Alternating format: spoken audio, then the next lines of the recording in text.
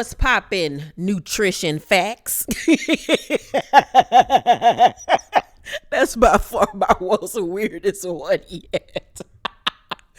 What's good, you guys? It's me, Keisha, aka Color Me Pynk, and I am here with this week's All Tea, All Shade, Ready to Love Season 7, Episode 3 review. Want to remind you guys that next week from Friday, August 19th through August 23rd, I will be gone away on my birthday vacation, so there will be no new reviews, but I will try to have some pre-recorded content dropping for you guys while I'm gone. Now let's get into tonight's review. The episode starts off with the guys meeting with Tommy at the guys' lounge. It's the guys' week to eliminate one of the ladies, and Tommy challenges the guys to date someone that they wouldn't typically go for to really expand their horizons. So the first date is with LJ, aka Anteater, and Looney is back from having COVID, so they meet up. And then we see Shakira and Zoe. They go out on a date as well.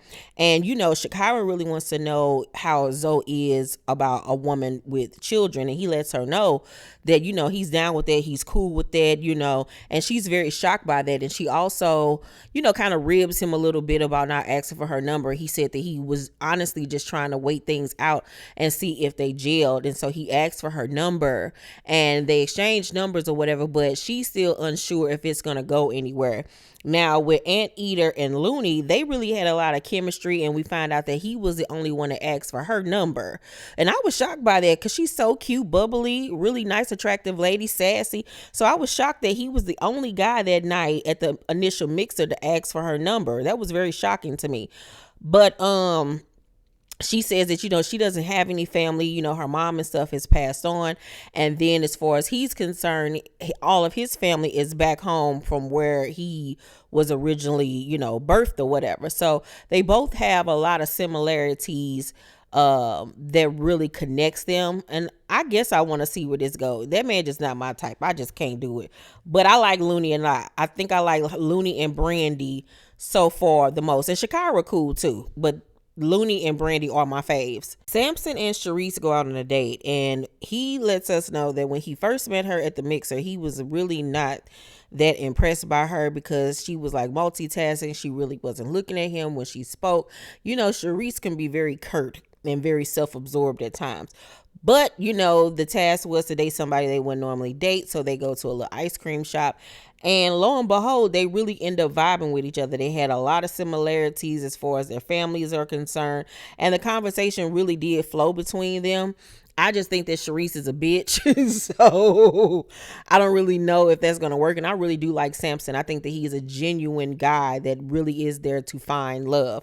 So I don't really know about Sharice. She seemed like she a chameleon. She'll be what you want her to be in order to get what she wants, though. Then we see Looney, Sharice, Justice, April, Full Force, aka Swayze, Kayla, and Mike. They go to a circus class, and it looks so much fun. I've been thinking about doing a silks class here in St. Louis. I think I'm really about to do it.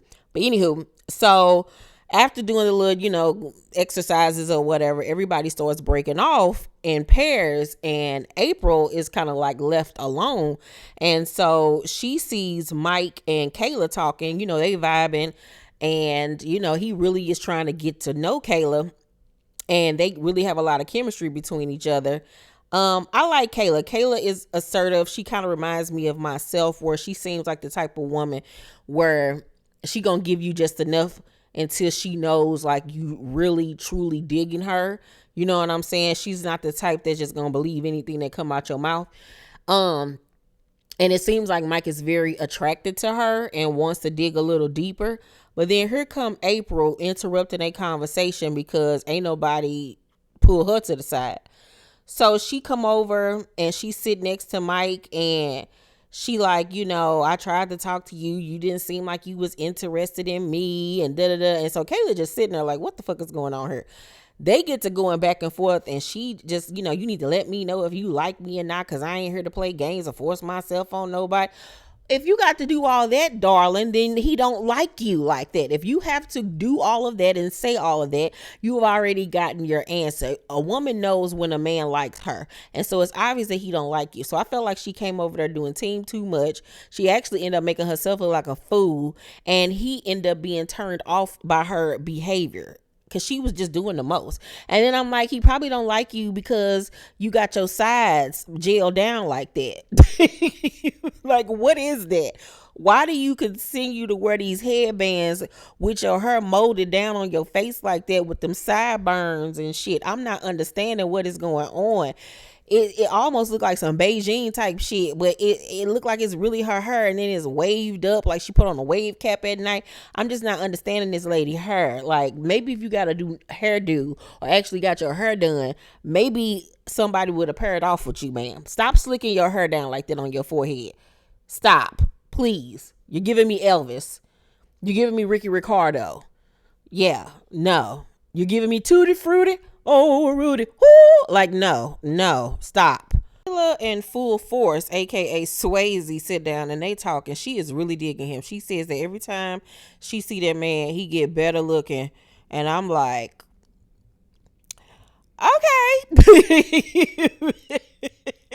He not ugly. He just looked like a member of Full Force. He just looked like a Marine, an ex-Marine from like the early 90s. I just cannot get with his facial hair. I just cannot do it. But they really are vibing with one another. And then we see Sharice go over to talk to Mike. Mike still is reeling from that disastrous conversation with Kayla. And so, he says that, him and Sharice, talked, but, it kind of went cold really fast. So he really don't know where things stand between them two. So they sit down and they start talking.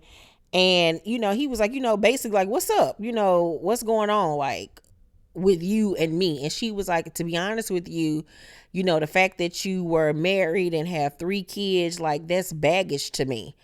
And I'm looking like, did this lady really just say this to this man and to his face, that his background, his family is baggage? What? Like, Sharice just has no filter. She don't give a fuck what she say and to who she say it to. So of course he was offended by that, because you just literally called my children baggage. And he even says to her, like, now if a man was to say that to a woman, like, we'll get dogged for that. Like, what? And she was like, no, I'm just saying, let me explain. And he was like, you 45 years old acting like this? She was like 43 or 42. And he was like, I mean, why you ain't got no kids? And she was like, because it just wasn't the right time. And he was like, well, shit, that could be baggage to me. Like, that could be a red flag to me. And she was like, if you would stop talking over me and let me explain myself, what I was saying is that, I want to marry somebody that don't have children, and we could start together. Okay, say that. It's a different way to say that than to say to this man that his children or him being divorced is baggage. You just don't talk to people like that. So of course that man was upset and offended. Any man with children would be. Like, you got to think about what you're saying, girl. So we then see Randall and Tronika go out on a date. And child, her sister curls entered the restaurant before she did. Girl, them curls got to go. They got to go. I'm like, this is not real love. I'm searching for a real love. Like, where is your combat boots, your Jodeci boots, and your baseball jersey, girl? Because that hair is just not doing it for me. And then I cannot get with Randall and his Sharknado teeth. No, thank you. Mike, Full Force, Brandy, and Katie then go to archery all together on a double date. And Katie and Mike dip off to have a one-on-one conversation to really see, like, can this go anywhere? What's the tea between you and I? So they sit down and they're talking, and as they're talking to one another, Mike makes the comment that Katie looks like she could be uptight, and she immediately takes offense to it and gets angry. And was like, what you mean by I look uptight? I'm never uptight. I'm a free-spirited person. Like, I'd never be that way. And I'm like, he just said you look like you could be a little bit uptight. Yeah, that is slightly offensive. It is. It's not as bad as what Sharice said to him, but it is slightly offensive. You know what I'm saying? Because you don't know me like that, and you've only been around me a few times to even make that assumption. But he said could be. It's not nothing that I would have particularly got as irked by that comment as she did with the rolling your eyes and all of that stuff. Because to me, that proves like he's low key kind of a little bit right. Maybe not right about you being uptight, but about you not being able to like take a comment from somebody or a joke or something like that.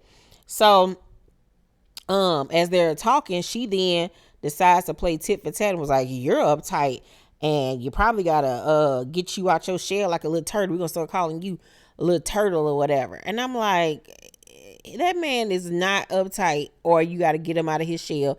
He has been transparent about a lot of stuff in his life.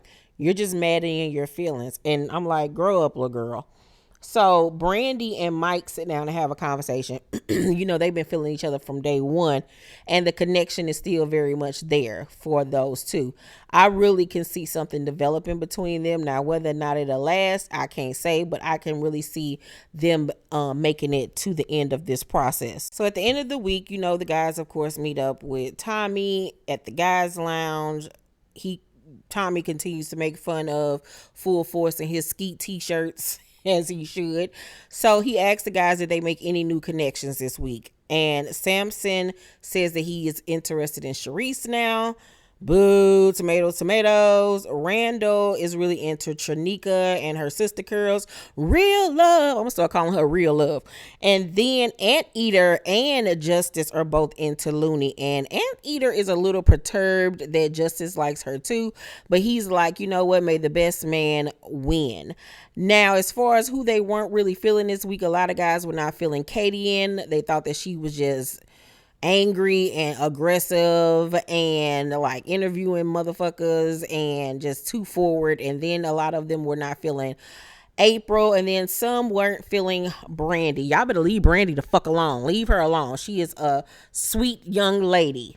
So in the end, April and Anteater end up meeting up, as well as Full Force and Kadian. Kadian goes on to tell Full Force goes on to tell Kadian, what the guys were saying, that they felt like she was interrogating them, and she was like, well, maybe they need to learn how to lead, because I don't want no weak man, and like her attitude, like she is so defensive, you can't tell her nothing about herself. And he was like, they thought you were mean, they were taking some of the things you said as to being mean. Well, I'm not mean, I know I'm not mean. Bitch, obviously you are, if more than one person is saying this about you. But of course she's being defensive. I was like, oh my God, I hope she's the one to go home. But unfortunately, she was not. She was saved, and April was eliminated. And I was like, y'all got that one wrong. At least I would have gave April another chance, because Kadian's attitude sucks. And when he told her that she was still in the, the running or whatever, she's like, okay, I'm like, girl, you should have just eliminated yourself right then and there, because your attitude blows. And so she was like, you know what? I do need to like tone it down a bit or whatever. But that's not even being who you are, because I don't like her. She irks my nerves. She act more like a nigga than a woman. So that's why she can't find no man, because she thinks she the man. Overall, I give tonight's episode of Ready to Love a C+. It was cute tonight. It was cute. You know what I'm saying? But we'll see what the next episode brings, even though I won't be here to do the review. So let me know what you guys thought about tonight's episode down below in the comment section. Make sure to thumbs up this video, like and subscribe, and hit that notification bell button. I love you guys, and I'll see you on the next video. Bye.